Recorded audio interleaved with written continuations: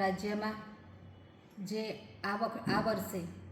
કમોસમી વરસાદ થયો અને જે આ કમોસમી વરસાદથી રાજ્યના વિવિધ જિલ્લાઓમાં જે ખેડૂતોને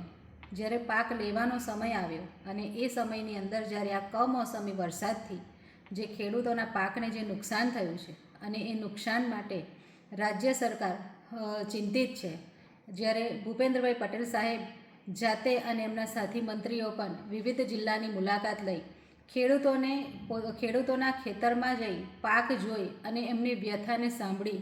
અને જે ખેડૂતોને વ્યાપક પ્રમાણમાં જે નુકસાન થયું છે એ નુકસાનીના ભાગરૂપે રાજ્ય સરકારે આજે 10,000 કરોડનું પેકેજ જાહેર કર્યું છે, જેથી કરીને જે ખેડૂતો છે એ ખેડૂતોને